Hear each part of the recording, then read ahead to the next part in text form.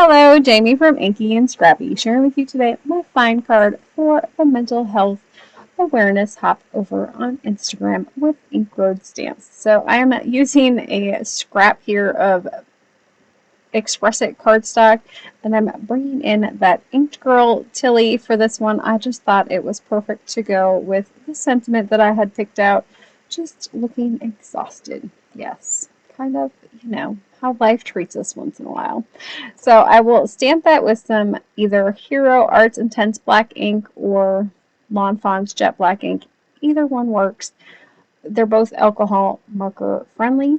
There are other options out there as well. So I'm bringing in my Ohuhu markers for the most part. I do bring in, I think, one Honolulu one.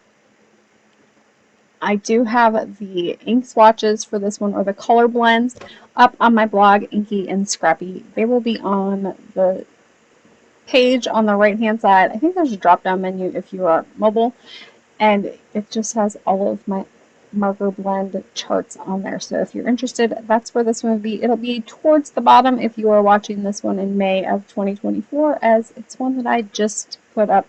It went with my Remember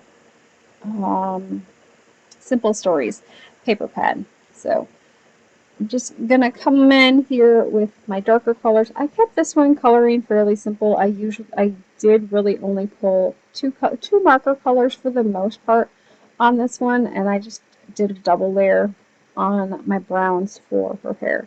So I didn't do anything too impressive. But about the hop, so we were hopping to send hope and support through handmade kindness and creativity. Did you know that being creative can help improve your mental well-being? We want to help end the stigma, raise awareness, support freely talking about mental health, and remind you to take time for you.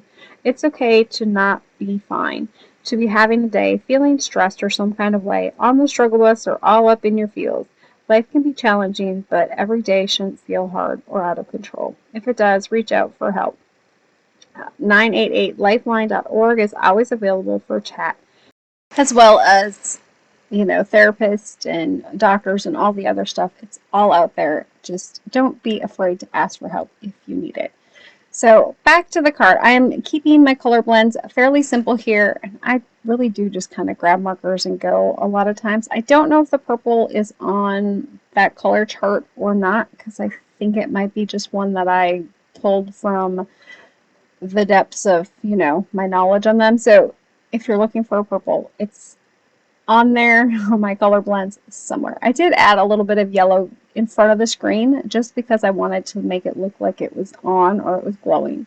So for this one, I am bringing in a piece of, I want to say this one is Ohuhu marker paper. I like blending on it.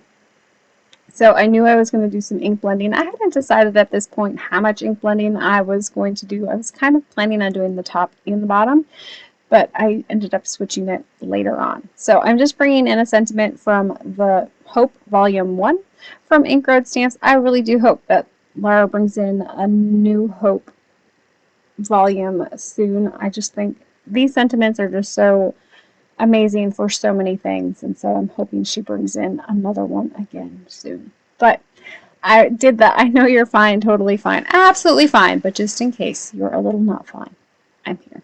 We all know that, girls, we just say, I'm fine.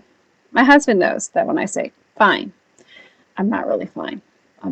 Usually the opposite of fine, but it is what it is. So I'm just bringing in some Avery L removable adhesive sheet here. It is well loved and well used. That's kind of the whole point, right?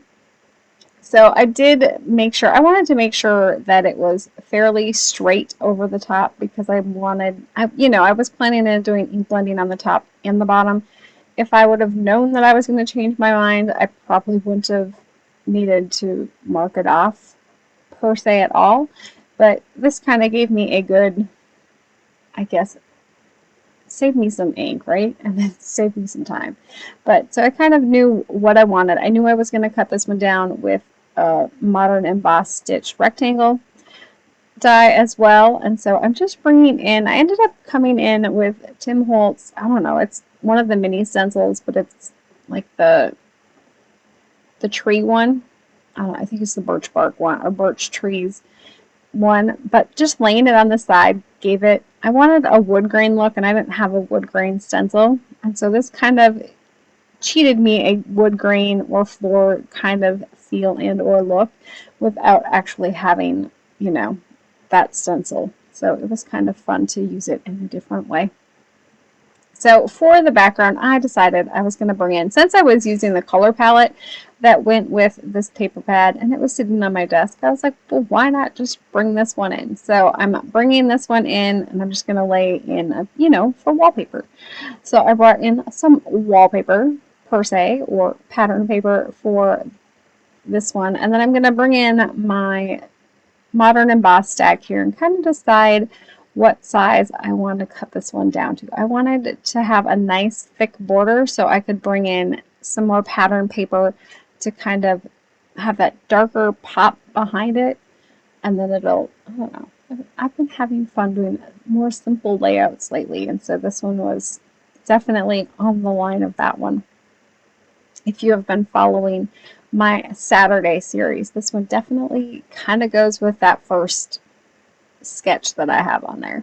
So of course I decided I wanted to cut out this, you know, so the wallpaper would show through, and so I did do some fussy cutting. I'm going to speed through this. I think I cut out, I don't know if I cut it out, but I definitely sped it up quite immensely. This card really didn't take me that long. It probably took me about 40-ish minutes in total, and so I didn't mind doing the little extra cutting on this one. And that's where those nice sharp tip scissors come in to cut, to pierce those areas. You don't necessarily need them to cut, but you need them to pierce or to poke. So once I had that laid out, I was pretty happy with the finished product here, and I decided it just needed a little bit of something. So I'm going to bring in, well, before I do that, I'm going to bring in my card base, and then of course stamp a sentiment on the inside. So I'm bringing in that Hope Volume 1 again. And then I'm just going to pick out a couple of sentiments from this one to kind of go with that front sentiment that goes definitely with that hop. So just kind of laying it out, deciding if I want, which one I want on the top and which one I want on the bottom. And then once I have that figured out, I will bring in my stamping tool here, line everything up, and then I'm going to ink that with some VersaFine sepia, antique sepia, I think. I don't remember. This one's newer to me, so I don't use it a whole lot, but it's the brown one. I want to say it's antique sepia. I just thought the brown kind of went with the brown flooring on this one. Of course, I have to snap a picture for my Instagram. And then and then it also gives it a little bit of time to dry, so I don't have to worry about ink transfer onto the cover. And then I will just add some glue on to the front panel here, and I'm going to pop that onto the front of my card base, aligning everything up. And then I will set that acrylic block on top again. This just kind of helps hold it there until that glue kind of grabs on a little bit better. So I ended up bringing in some Recollections brand clay hearts I picked up a while ago. And I'm just going to come in here and kind of grab those lighter purple ones out of there. I just knew that they went almost perfectly with the purple that I used for the chair. The other option is to bring in a white one, like the white clay hearts, and then take your alcohol markers and custom color them. I do that quite frequently as well, but those purple ones just went perfectly with that chair color. So I just left it at that. Just 3 little ones on the bottom. So I hope you guys have an amazing day and keep getting inky. Take care. Bye.